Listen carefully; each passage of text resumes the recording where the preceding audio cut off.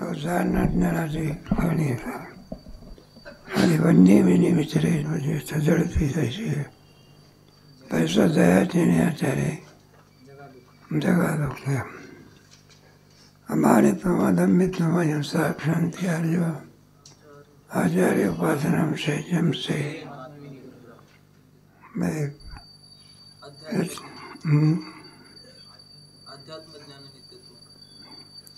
नाही अध्यात्म हे अज्ञानाची लक्षणं चालली आहे ना बरं का. त्याच्यामध्ये एक एक पदाचं लक्षण आत्मविनिग्रह म्हणतात ना, अहिंसा या पदाचंच वर्णन आहे का. आणि वन्य वनी विचारे तू जळती जैसी गंगमस्थावरे पैसे दया देणे आचार्य अहिंसा या पदाचं वर्णन आहे बरं. त्याच्यामध्ये एका जवळजवळ 50 उभ्या खर्च घातल्या. त्याची पायाची हिंसा कशी, हाताची कशी, तोंडाची कशी, सर्व हिंसा इतकंही वर्णन कोणत्याच ग्रंथामध्ये नाही असं सांगतात. ज्याचं जास्त वाचन आहे ना त्याला कल्पना येते. तर ज्ञानेश्वर महाराजांनी अहिंसेचा आहे अज्ञानी माणूस कसा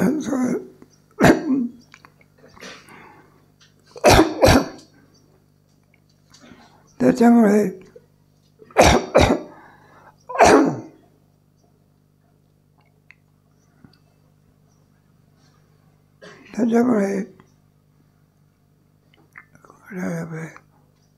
कसं दुःख होते त्याच्याकरता दृष्टांत त्याला दृष्टांत दिला.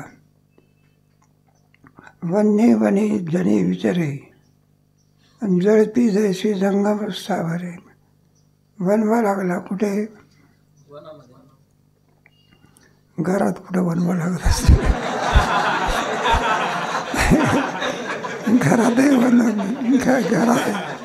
घरातही वनवा लागते बघा. एकमेकाचं एकमेकाशी पटत नाही हाच वनवा दुसरं काय नाही.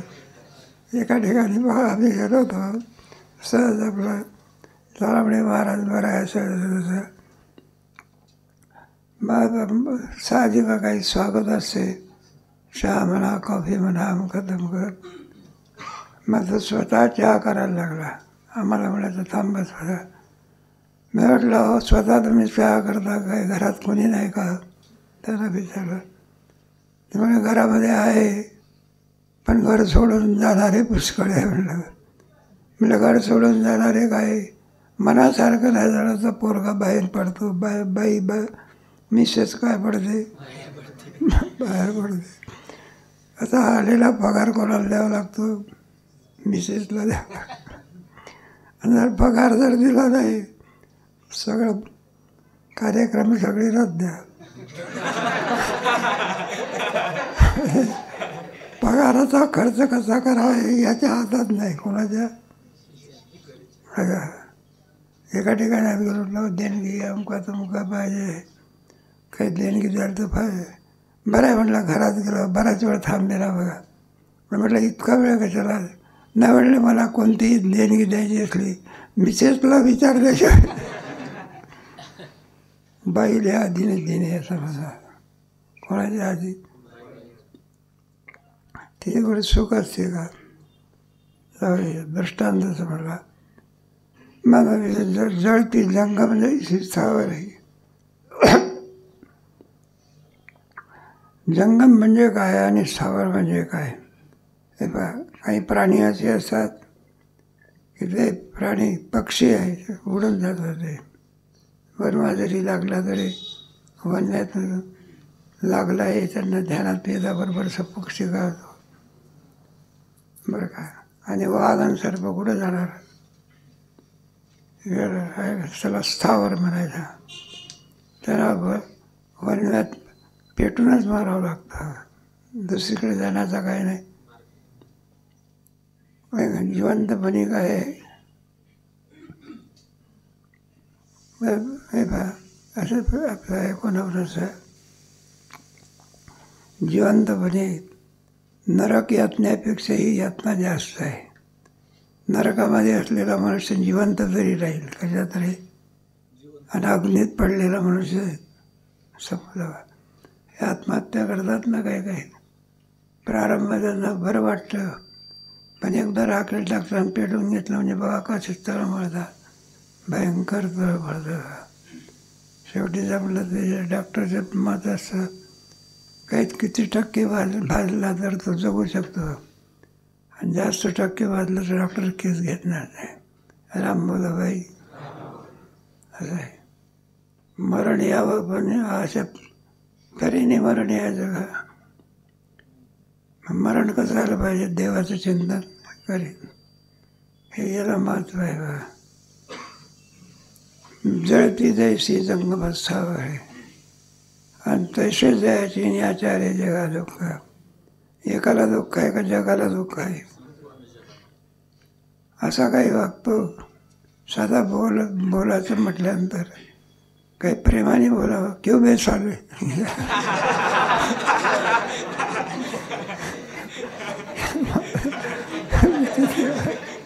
अरे म्हणतात नाही का, हे तुमचे बोलण्याची पद्धत आहे ना. आता या आपण कोणाच्या ज्ञानेश्वर महाराजांच्या तिथं दुकानदार लोक बसले असतात, परिचय नसतो काही नसतो, तरी म्हणतो या मामा, हे घ्या या मामा. आता याचा काय मामा आहे?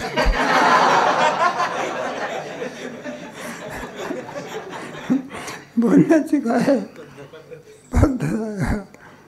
जाऊ द्या, साधं चांगलं सुद्धा काही होत नाही. हे आंधळ्या दिसत नाही का तुला? हे बोललाच आहे का? कोणाला बोललो? आंधळ्याला. कहो सूरदास कोई भजन सुनाओ. हे बाबा आंधळ्याला काय होतं? आनंद होता. ज्या बोलण्यामध्ये आनंद होत असतो दैवी संपत्तीचे गुण, आणि ज्याच्यामध्ये टोचून मोडलं जात असतं आसुरी संपत्ती. सगळ्याला दुःख. सदा परिचयसुद्धा करून देते. 2 प्रकार असतात. एखादा आपल्या आईचा परिचय करून द्यायचा असला तर म्हणतो आमच्या मातोश्री आहे काय, आणि एखादा उद्धट मनुष्य काय म्हणत असतं, म्हणलं आमच्या वडिलाची मिसेस.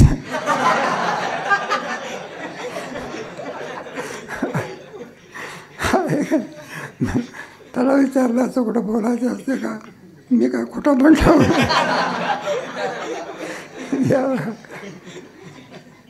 बोलण्यात सुद्धा हिंसा आहे, करण्यात हिंसा, बोलण्यात हिंसा, मनात हिंसा. अहिंसा नावाचं तत्व त्रैकालिक अत्यंत अभाव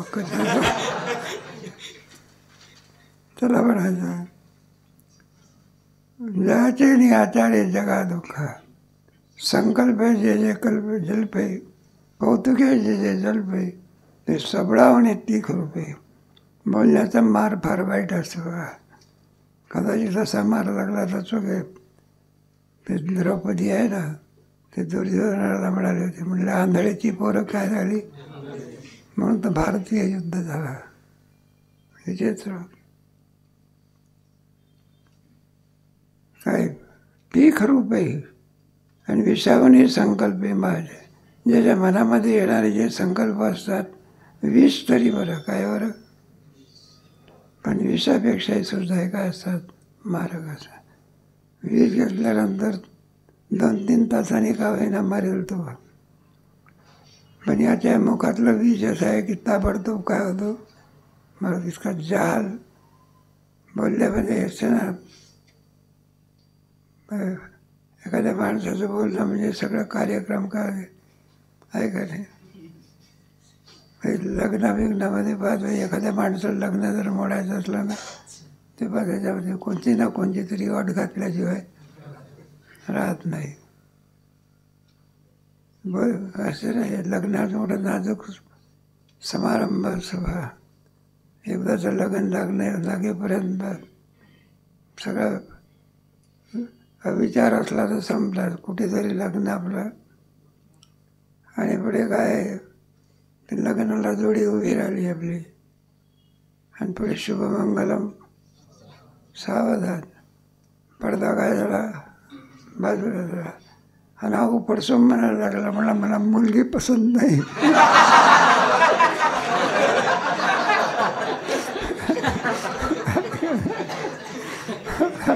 मुलीचा बाबा काय बुक्काला होई का. आतापर्यंत काय आंधळा होता का. नाजूक भाग असतो हा. बोलण्यामध्ये सुद्धा कोणाचं कार्य साधत असते आणि जमलेलं काय होते हे बोलणारच आहे. तयाचेच बाबू अज्ञान, अज्ञानाचे निधान, हिंसेचे आयतन. जो जगतो पण कशाकरता, लोकांना त्रास देण्याकरिता. ऐकण्या दिवसात दुसरं त्याच्या जगण्यामधला सफलता कशात आहे, जितका त्रास देईल लोकांना तेवढा त्याला आनंद होत असतो. काय माणसाला काही हे नसतं. कोणाकोणाचे नियम असतं. एका बाईला जेवायला बोलावलं, म्हणलं या बाई पानं बिनं वाढले का. ती म्हणलं माझा नियम व्हायचा आहे. म्हणलं सगळ्या नियम कोणता व्हायचा आहे. सभा म्हणले 5 मिनटं. मग एका घरी गेली बघा. आणि एका घरी गेल्यानंतर म्हणलं बाई, म्हणलं काय विस्तव द्या की. मग त्या बाईने आपल्या का भांड्यामध्ये विस्तव आणला, घ्या म्हणायला लागले. मग ती बाई म्हणायला लागली घेणार विस्तव घेणार, माझ्या कपड्यात काय करा टाका. आता कपड्यामध्ये विस्तव टाकला तर ही जगेल का, मरेल नाही. मग ती टाकेल का शहाणी बाई. ती म्हटलं हो भांडं घेऊन जा सांडाचने धरून. नाही म्हणलं कपड्यात टाका. कशात टाका. तिचं आग आहे. म्हणजे मराल ना, तुला काय करायचं म्हणलं. आणि ते काही कपड्यामध्ये टाकेना. 10-5 सिया हसडल्या. जा म्हणलं तुझा पिस्तव घेऊन जा की. आली आपली. आणला म्हणलं आता मला वाडा. म्हणलं मग वाडा. आतापर्यंत काय जेवायला बसलं नाही. माझा नियम काय झाला. काय कोणाचा नियम राहील. चांगला नियम होता का कसा नियम असावा. त्या नियमासुद्धा प्रकार असावा. जाऊ द्या. एक दृष्टांत. आता दुसरा जावा. अहिंसेचं तत्व अज्ञानी माणसाचा संपला. आता कोणतं अमानित्व मदमित्व अहिंसा. आता शांती. शांती या पदाचं अज्ञानी माणसाचं वर्णन करतात.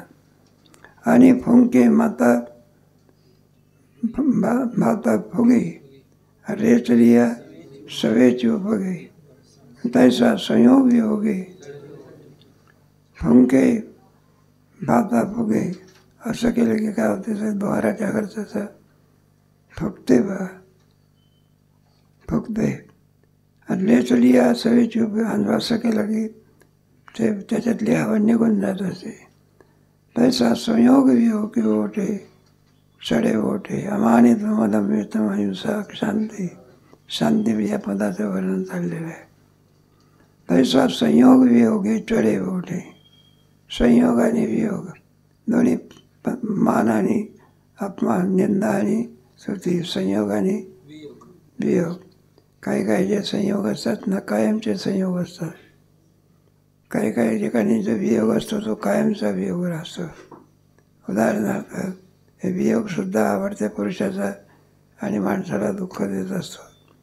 पण तरीसुद्धा संयोग, वियोगाच्या नंतर संयोग असतो. हे नाही का.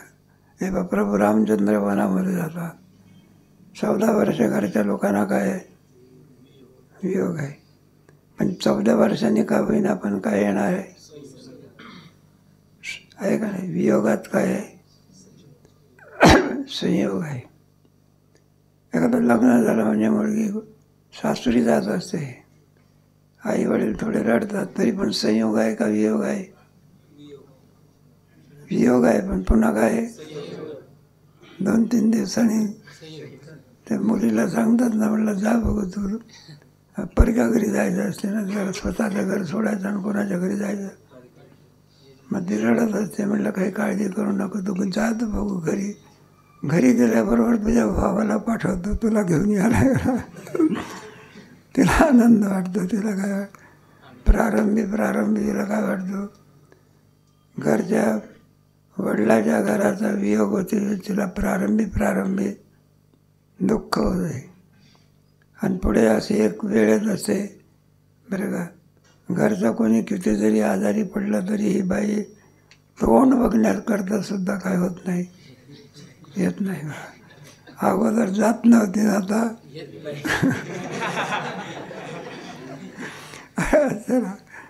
म्हणलं सगळं कसं आहे तुझा भाऊ, काय तुझं आई इतकी आजारी आहे, तू आल्याशिवाय करायचं काय. मग ती म्हणत असते, म्हटलं मला सवड मिळाली म्हणजे, किंवा म्हणलं सवड कोणची.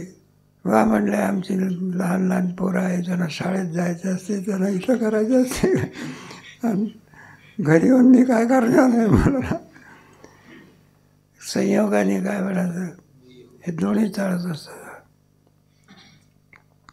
इथे आपला दृष्टांत देऊन, पण एक वियोग वाईट असतो. तो कोणता वियोग वाईट असतो, मरणात. हा मात्र वियोग कोणा संयोग होऊ शकत, संभ्रम. सगळ्या दुःखाला काय असतं, कारणीभूत असतं, आहे ना. संयोगी वियोगी झाडे ओढे, वार्याचे आधार सापडली वाड्याच्या आधार सानुडे चढे आकाशा. हरिकावळ घेत ऐसा स्तुती. वार्याच्या धाडचा धुळी चढे.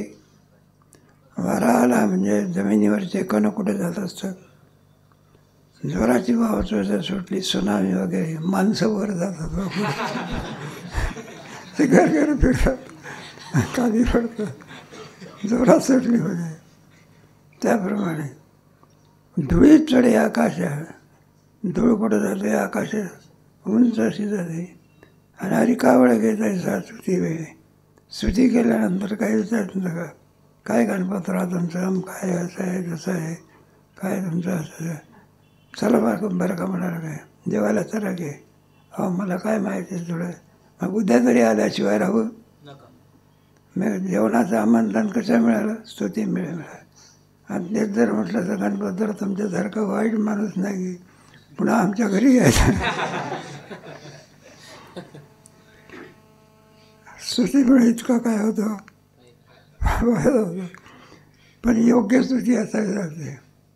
नाही तर आपली कोणाची कोणती स्तुती करतो त्याला काही अर्थ आहे का बा. स्तुती वेळेत ऐसा आहे ना, ते पाठाच्या हरिकावळ घेत ऐसा स्तुती वेळी. स्तुती केली म्हणजे ते आनंदाला पारावर राहत नाही. निंदा मोठकी ऐके आणि कपाळ धरून ते ज्ञानीपुरुषा मानापमान स्तुल्य मित्र हरिपक्षी हो. निंदा स्तुती मौनी संतुष्ट हो येणं केलं. हे सगळे ते ज्ञानी लोकांची, भक्ती लोकांची कोणाची आहे, लक्षणं जी आहे ना ती, ज्याचं परमात्मा स्वरूपाशी ऐक्य झालेलं आहे त्याची लक्षणं आहे ती. आणि म्हणजे अज्ञानी माणसाची काय आहे, निंदा मोठकी ऐकेन कपाळ धरून टाके. कपाळाला का दगड मारला का कोणी, खरे हरिके काय थेंबे विरे वारे सुके. चिखल जायचा, थोडा जर पाऊस पडला तर चिखल लगेच हे होतो, आणि थोडी ऊन तापले की सुकून जातो. मानापमानी होय कोणीच उर्मी नसाय. बरं का, मान केला तर चढून जात असतो, अपमान केला तर खाली मान असतो. कोणतीही उर्मी त्याला सहन होऊ शकत. तयाच्या ठाई आहे अज्ञानपुरे. निश्चित समजावं त्याच्या ठिकाणी थोडा अज्ञान आहे का पुरे अज्ञान आहे. समुद्रामध्ये पाणी किती असते, ते काय नदी आहे का, इथं कमी, इथं जास्त आणि इथं कोरडे, पुरेपूर. म्हणून त्याला काय म्हणायचं, समुद्र भरावा लागत असतो का, भरलेलाच असतो. कधी समुद्र कधी रिकामा झाला काय, रिकामा होत असेल त्याला काय म्हणता येत नाही. समुद्र कुठं म्हणता येत असतं का, कोणी भरलं काय. आजच आहे का कली तेतात बापार योग समुद्र जसा तसा. ते काय आपली इंद्रायणी आहे का? तरी तिथं आता जरा आता कोरडी पडायची आता संपल्याच्या पतावर. शिकायला जायचा मानाप काय उर्मिनच आहे. दयाच्या ठाई मनी कोटी वरी वरी मोकळी वाचा तिथे आणि अंगे मिळे पाठी बोलते. वरून वरून बोलणं असतं, आतून काही वेगळाच प्रकार त्याच्या ठिकाणी दिसून येतो. हो गणपतराव, किती दिवसामुळे भेट झाली हो म्हणायचं आहे. 6 महिने झाले तुमची आमची काय नाही वाट नाही. मी वाट पाहत होतो कशा करता आमच्या घरी तुम्हाला जेवायला काय करण्याकरता बोलवण्याकरता. या की म्हटलं उद्या जेवायला काही. मग आपलं आमंत्रण म्हणून जेवायला जात असतं. मग म्हणतो हो गणपतराव कशा करता आले हो तुम्ही जेवायला सांगितलं ना. सांगितलं म्हणजे काही होणार वाटच एक बोलायचं एक करायचं. मानाप्रमाणे अज्ञानपुढे म्हणे गाठीन वरी वरी मोकळी वाचा. आतला प्रकार काही वेगळाच असतो आणि मोकळी वाचा तुझी. अंगे में जीवेसाठी बोलते ते. ज्या ठिकाणी भेटू नये त्या ठिकाणी भेटतो, ज्या ठिकाणचं ऐकू नये त्या ठिकाणी पाहतो, कोणत्याही याला धरबंध त्याच्या ठिकाणी नसतो. व्याधाचे चारे घालणे जैसे प्रांजळ दोघा म्हणे चांगाची अंत करणे विरुद्ध करी.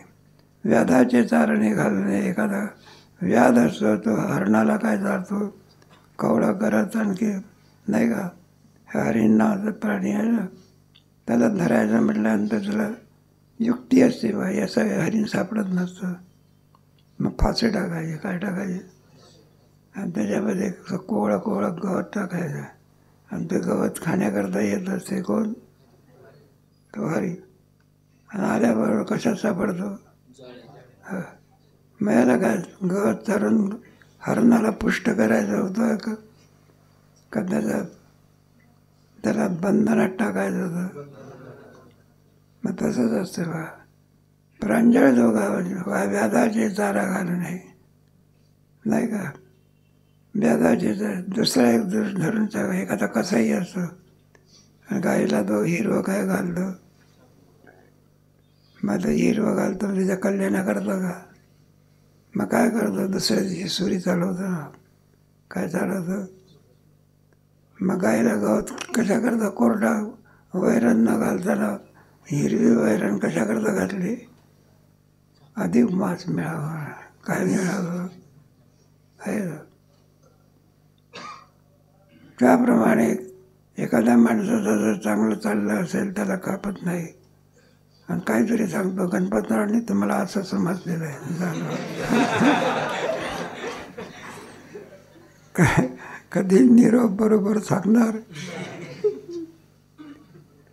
गारा शेवाळे गुंडाळली आणि कांदी मोडी जैशी पिकली तैशी जायची फिरे भाज्या क्रिया. गारा शेवाळे गुंडाळली अति पाणी वाहून गेल्यानंतर जातला दगड जो असतो तो शेवाळतो. इथं होतं ज्ञानेश्वर महाराजांच्या त्या पुंडलिकाच्या जवळ. कोणीतरी वारलं म्हणजे त्याची रक्षा विचारते नसते ना, तर ती रक्षा आहे पोतभर आणायची. आता मुठभर आणली पाहिजे का पोतभर. माणसाला असं वाटते पोतभर टाकली म्हणजे माणूस स्वर्गाला आता स्वर्गाला कुठं जाईल. तुझा बाप सगळा पाप करून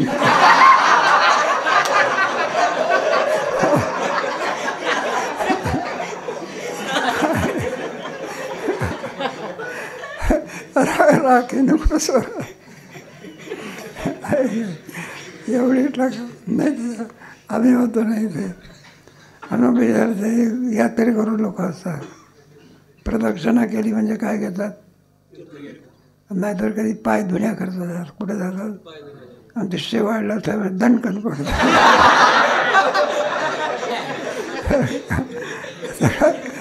त्याला विकासच्या लोकांनी काय केलं चांगला भरपूर विकास केला. नाहीतर विचित्र प्रकार होता. कुठं काच तर कुठं काटे तर कुठे काही तर काही. विकासाने आळंदीचं काय स्वरूप काय केलं, पालटून टाकलं. एक एक एक एक त्याला माझ्या निंबोळी जायची पिकळी. त्याचं झाड असताना कडुलिंबाचं, मग ती लिंबोळी हिरवी असताना कडू लागते आणि पिकल्यानंतर गोड लागते, असं आहे का? मग ती पिकली तरी किंबहुना अधिक कडू. ती भली क्रिया बाह्य क्रिया, ज्याच्या होणाऱ्या शरीराकडून क्रिया लोकांना त्रास देण्याकरता होता. अज्ञान दयाच्या ठाई ठेवले असे पायी, या बोला आन नाही सत्यवाणी. अमानित्वमयंसा क्षांती अर्जुन आचार्य उपासना. आता आचार्य उपासना आणि गुरुकुळी लाजे, नाही का? ज्ञानियाच्या लक्षणामध्ये सांगितलं जो नाही कसं नाही, शोकाकृत आणि साधकाला निर्विघ्नपणे निर्भय करणारी शक्ती ज्या सेवेमध्ये आहे. गुरुच्या सेवेमध्ये जेवढी शक्ती आहे जगामध्ये कोणाच्या शक्तीत आहे. सेवेचे जे विषय आहे ना, देवाच्या सेवेपेक्षा गुरुच्या सेवेमध्ये काय शक्ती अधिक आहे का? हे कळलं. एक रस होता, नारद त्याच्या घरी जायचे. लग्न झालं पण काय नव्हतं, मूल नव्हतं. मग घरच्या लोकांनी तक्रार केली, म्हणलं नारद आहे, जेव्हा लग्न झालेलं आहे पण मुलाला काही नाही, मूल नाही वगैरे. बरं म्हणा, तुम्ही फिरत असता जिकडे तिकडे, तेव्हा देवाला विचारा तुम्ही, याला मुलगा होणार किंवा नाही वगैरे, असं तसं. ते काय झालं, काही हरकत नाही बा. मग थोडी वैकुंठात गेलं. म्हणलं एका भक्ताची तक्रार आहे, लग्न झालं पण त्याला काही नाही. मग आता देवाने सांगितलं, म्हणलं त्याच्या प्रारब्धात नाही, काय नाही. म्हणून आम्ही सुद्धा काही करू शकत नाही. म्हणलं आम्ही काही करू शकत नाही, प्रारब्धात नाही, आम्ही काय करणार. बरं म्हणायला लागलं. नारद विचार इकडे काय झालं, एक आपला ब्रह्मवेत्ता पुरुष होता आणि तो आपला भीक मागते, एक रोटी देगा तो एक बच्चा होगा. लोक म्हणे इतकी जर याच्यामध्ये शक्ती आहे, भीक कशाला मागतो. गरज वाजन त्याला अक्कल नसते. मग त्या बाईने काही विचार केला, 2-3 भाकरी घेऊन टाकल्या आणि तिला 2-3 काय झाली, मला झाली. नारद मार्चाला फिरत फिरत विचारलं, म्हणले काय आहे. म्हणले निरोप. तर म्हणलं देवाने सांगितलं आहे तुमच्या प्रारब्धात नाही, मुलगा नाही. तुमच्या प्रारब्धामध्ये काय नाही, मुलगा नाही. आणि म्हणले हे कोण आहे. म्हणलं हे आमचीच मुलं आहे. देव सांगतो तुमच्या प्रारब्धात काय नाही. आणि हा मनुष्य म्हणतो एक ब्रोटी दे का तो 2-3 पोरं. याचं खरं का त्याचं खरं. मग काय विचारतं. म्हणला कोणतरी आला होता, त्याला 2-3 भाकरी दिलं, 2-3 मुलं झाले. त्याच्या आशीर्वादाने पुढे तो गेला वैकुंठात. आणि बरं देवाला सांगायला लागला, म्हणला या लबाडाची यादी आहे ना, त्याच्यात पहिले अध्यक्ष तुम्ही.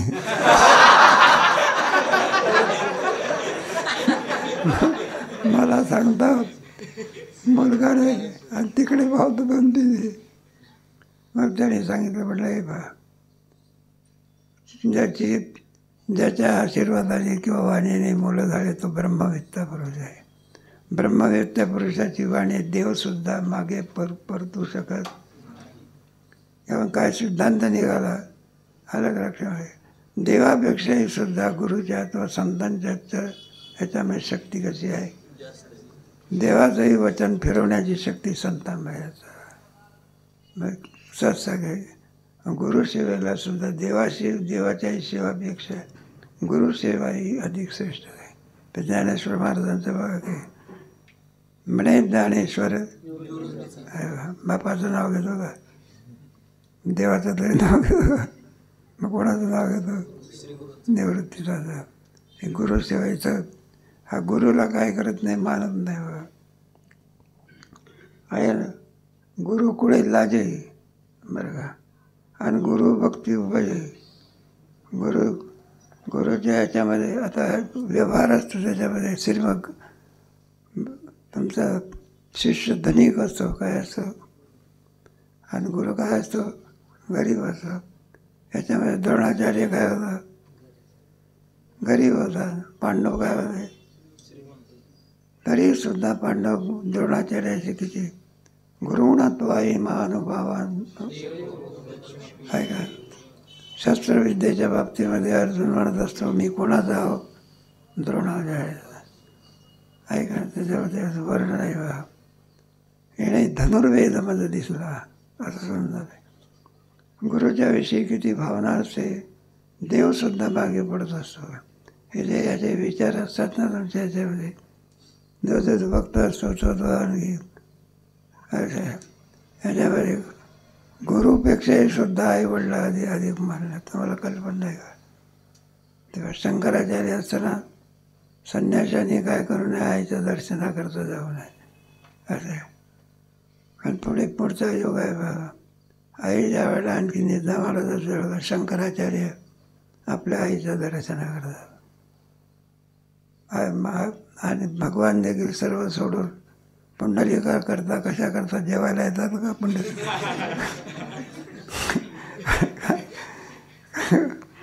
कशा करता येतात पुंडलिकाची भेटी, त्याची भक्तिभावन परमात्मा काय होतात, येत असतात.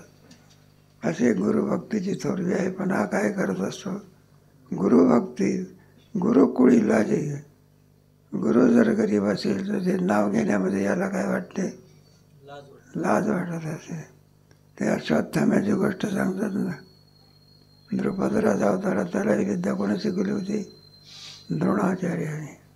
आणि त्यांचा मुलगा अश्वत्थामा, त्याला इतकी गरिबी बरं का, त्याची आई आणखी जे दूध म्हणून द्यायचं ना, ते पीठ कालवायचं, ते पांढरं पाणी असायचं, दूध म्हणून काय करायचं, द्यायचं. आणि शिष्य कोण होते, सगळे कर्ण काय तुमचे अर्जुन नमकं तमकं. तरी पण ते निष्फळता असते, काय असते, गुरुभक्तीचं उपजे. गुरुवरच उलट काय होतं, फुकट शिकवलं का म्हणलं, पैसे घेतले की याला काय म्हणायचं, गुरु उपजे. आणि विद्या घेऊन माझे गुरुशीचं जवळ, गुरुजवळून विद्या प्राप्त करून घेतो. शेवटी म्हणे, मी का भस्मासूर, अर्जुन म्हणला मी का भस्मासूर आहो का. तयाचे नाम घेणे ते शुद्धांना बोले, आणि पलीकडले लक्षणे बोलत होते. अशा या आणखी गुरुहीन असणाऱ्या अभक्ताचं नाव घेणं म्हणजे भलत्याचं जीवन करण्यासारखं आहे. पलीकडले लक्षणे बोलत होते, पण लक्षण सांगण्याकरता आम्हाला हे सांगावं लागलं. आता गुरुभक्ताचे नाव त्याने वाचे प्रायश्चित्त देव. गुरुचा जो भक्त नाही त्याचं नाव घेण्यामध्ये जे आम्हाला पाप लागलं, ते पाप निवृत्त करण्याकरता गुरुभक्ताच्या नावाने त्या पापाचे आम्ही क्षालन करतो. गुरुभक्ताचे नाम पाव सूर्य जैसा. जो गुरुभक्त असतो त्याचं नाव काय सांगावं, सूर्याची उपमाध्यम त्याचं वर्णन करतात. त्याचं नाव म्हणजे सूर्य. सूर्य जैसा येथुलेनी पाप पांगाचा निष्ठुरे वाचा, हा गुरु तत्भगाच्या नामे झाला. तेव्हा भक्ताच्या गुरुच्या विषयी जो भक्त आहे त्याचं नाव घेऊन आम्हाला जे काही पाप लागलं, गुरुभक्ताचं नाव घेऊन त्या पापाचं क्षालन करो. तरी ठयावरी त्याचे नाम भय हरी, मग म्हणे उदारी हानी चिन्हे. म्हणून गुरुभक्ताच्या नावाने, गुरुच्या नावाने तर आहेच आहे, पण गुरुभक्ताच्या नावाने सुद्धा पापाची काय होते, निवृत्ती होते. अंगे कर्मे जिला. आता दुसऱ्या पदाचं वर्णन आहे, आचार्योपासनम संपदा. आता कोणतं, अमानित्वम अदम्यत्वम अहिंसा शांती आर्जवम आचार्योपासनम शौच. पावित्र्य म्हणतात. हे पावित्र्य आपल्याला हिंदू धर्मामध्येच पाहायला मिळतं, अन्य धर्मामध्ये पाहायला मिळत नाही. आहे तुमच्या ह्याच्यामध्ये असलेला इतरही धर्म आहे, चांगला आहे वगैरे, पण जे काही सगळ्यामध्ये अत्यंत चांगली शुद्ध क्रिया फक्त हिंदू धर्मातच आहे का. इस्लाम धर्म आहे, त्यांच्यामध्ये रोज स्नान आहे का, फक्त पाय धुतले की संपलं तर ते फक्त एक दिवस काय करतात, माझी पद्धत आपल्यामध्ये पडली ना बघा. एकच त्यांचा जो का इजार असतो त्याला 8 दिवस 10 दिवस तसाच चालत असतो, कधी होते कधी कोणाच माहिती. दुर्गंधी सुटत असते तरी तसं ते. आणि तीच पद्धत आता इकडे आली. आता तुम्ही बरं आहे इथे धोतर नेसलेला विद्यार्थी जरी दिसतो, लोकांमध्ये अशी मन पडलेली आहे ना, धोतर नेसलेला विद्यार्थी दिसला की समजावतो वारकरी शिक्षण संस्थेतला असला पाहिजे. आता बरं का, धोतराचा त्रेकालिक अत्यंत अभाव. 95 वर्षाचा म्हातारा येत असतो, बाबा कसं काय, ठीक आहे आता मरायला लागलेला आहे, आणि इजार नेसलेला असतो. आता तुम्हाला धोतर नेसलेला माणूस दिसणं फार कुठं काय दिसतं तुम्हाला, सगळे काय आहे. आणि त्याला इजाराला कुठं पावित्र राहते का, बरं का. रोज धुतच असते का महिन्याने धुत असते. संस्था व्यवस्था आहे म्हणून बरं आहे. आता अलीकडचा काळ काय झाला, म्हणून भारतीय संस्कृतीमध्ये काय व्हायला लागला, लोप व्हायला लागला आहे. कुठे का तर भारतीय गंध लावायला कुठं पैसे द्यायचे का. शाळेचे विद्यार्थी पुष्कळ 100 विद्यार्थी 200-1000 विद्यार्थी असे. मोठ्या ह्याच्यामध्ये किती विद्यार्थी असतात, पहिला वर्ग, दुसरा, 10वा वर्ग, पण एकाच्याही डोक्याला काय नसते, गंधा नसते. ही संस्कृती अशी दिसते का कुठे. गुरुजी तसेच तर विद्यार्थी तरी बरं, निदान थोडा का विना घरच्या संस्काराने गंध लावून दारापर्यंत येतो, कुठपर्यंत. आणि त्याला विचारलं, म्हणलं अरे गंध का बरं, तर पुसून टाकलं. म्हणलं गुरुजी सांगते पुसून टाका. गुरुजी स्वतः लावत नाही, दुसऱ्यालाही लावू देत नाही. संहिता नावाची वस्तू संपली. विद्वान लोक आहे, काही लोक आहे, वाद नाही त्यांच्यामध्ये, पण काय नाही बघा, आचारशीलता नाही, काय नाही. संहिता आहे का त्यांच्यामध्ये.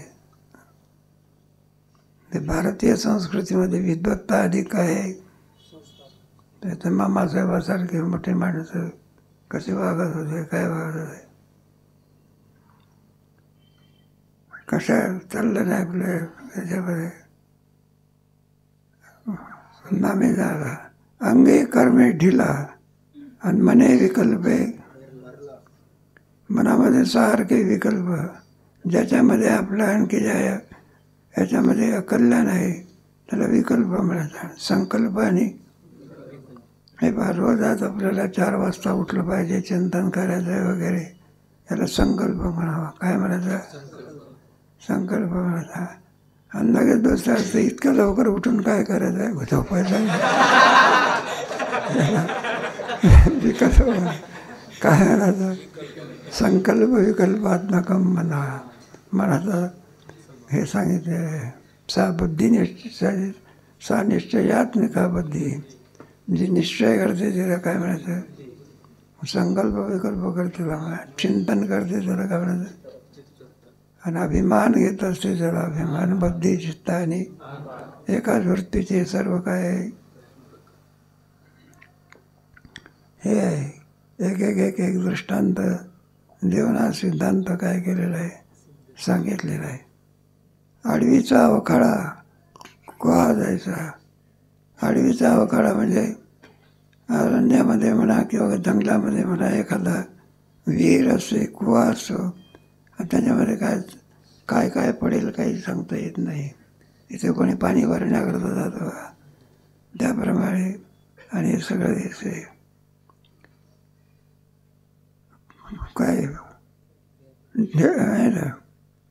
कुवा म्हणजे विहीर, बरं का. दया तोंडी काटे वडे, सगळे काटे आणि विटे घाण वस्तू नेऊन त्याच्यामध्ये टाकतात. आणि आता नुसती हाडे, हे जे हाडं असतात ना, जे जे निरुपयोगी याच्यामध्ये दोन आहे बघा. तेव्हा बाई एखादा आज की स्वयंपाक भाजी करत असते, चांगलं काढून घेते, निरुपयोगी काय करते त्यावेळी, हे निरुपयोगीच आहे बघा. आणि एखादा गोर जर मेला असला त्याची जे हे असते ते सुद्धा काय मध्ये कुठं नेऊन टाकते. हे मोकळ्या विहिरी असते त्याच्यामध्ये काय करतात. अलीकडचा तर फार विचित्र प्रकार आहे बघा. एखादा चोर काय करतो, चोरी करत असतो, जीव घेतो, एखाद्या विहिरीमध्ये काय करतो आणि ते कुठं काय सापडत असते काय की बरं आहे आपलं. त्याच्यामध्ये ते सांगून अलीकडे फार खालची वृत्ती झालेली आहे. काय जे आहे खालची वृत्ती म्हणजे सांगून आपलं पाठ नाही. चोरी करणे हे काय न चौर्यम करूयात, तरी लोक काय करतात, चोरी करतात. बरं, चोरी करायचं म्हटल्यानंतर तुम्हाला काय पाहिजे, पैसाच पाहिजे. मग काय घेऊन जायचं, पैसा घेऊन जायचा. अलीकडे इतकी चोरीची, ते म्हटलं चोरीचा सुद्धा उत्कर्ष झालेला आहे. आणि कोणता अगोदर मारायचा, नंतर हे बघा. पूर्वीचा चोर काय करायचा, पैसे घेऊन जायचा. आताचा चोर काय करतो, अगोदर मुर्दा पाडतो. याचा अलीकडे काय तर चोराच्या ठिकाणी नीती राहिलेली. पूर्वी चोराच्या ठिकाणी सुद्धा काय होती, चोरी वाईट करणं वाईटच आहे, तरी पण काय होती, नीती. आता नीती सगळी काय झाली, संपली, दृष्टांत झाला. पोटाला घिसू नये आणि उघडे झाकडे नवाळे. कुत्रा असताना एकदा कोणी घरामध्ये नाही असं पाहिल्यानंतर ते कुत्रा आपला कार्यक्रम करण्याकरता घरामध्ये शिरत असतो. आणि उघडे झाकडे नवाळे. जसं याला काही कळतं का, कुत्र्याला काही कळतं का. एखाद्या बाईचा मुलगा असो, काहीतरी शेंगदाणे बिंगदाणे काय म्हणा काहीतरी खाल्लेले असते अमकं तमकं, आणि ते पोरगं काय वोकारी करते म्हणा किंवा हागवून लागली म्हणा, आणि ते जसंच्या तसंच पडलं खाली. आणि ते कुत्र्याला काही अक्कल आहे का, बरं का, हे चांगलं आहे आणि वाईट आहे त्याला काही कळते का. म्हणजे मुलांनी देहधर्म केलेला असून त्या देहधर्मामध्ये जे शेंगदाणे असते ते कुठं खाणार, काय अक्कल आहे का, अक्कल आहे का. तेव्हा माणसाचं सांगायचं म्हणा. माणसाचं ना जे कोंबड्या असतात, कोणाच्या कुक्कुटपालन म्हणतात. कोणतं पालन, मग घरचे पोरं असतात लहान लहान लहान लहान, काहीतरी खातात पण काहीतरी वखारी करतात, देहधर्म करतात. आणि ते कोंबडे कोण खाते, कोंबड्या काय करतात, तर त्याच्यातले वेचून खातात.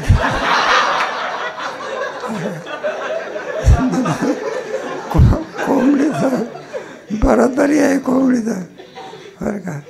जी कोंबडी आणि असं काहीतरी खाते आणि ती कोंबडी माणूस खाते. माणसापेक्षा नीट कोंबडी तरी बरी. अलीकडे काय याचा शोध लागला असेल ते, आता लोकांचं काय आपल्याला जाऊ द्या. अंडे हा पदार्थ पवित्र आहे का अपवित्र आहे, किती अपवित्र आहे का, तरी लोक अलीकडे त्याला होतात आणि मोठं पोषण दिलेलं आहे. काय दिलेलं आहे, हे मुलांच्याकरता जो सकाळच्या प्रती असते ना आहार, त्याच्यात अंड्याचं मिश्रण घालायला केलं थोडं.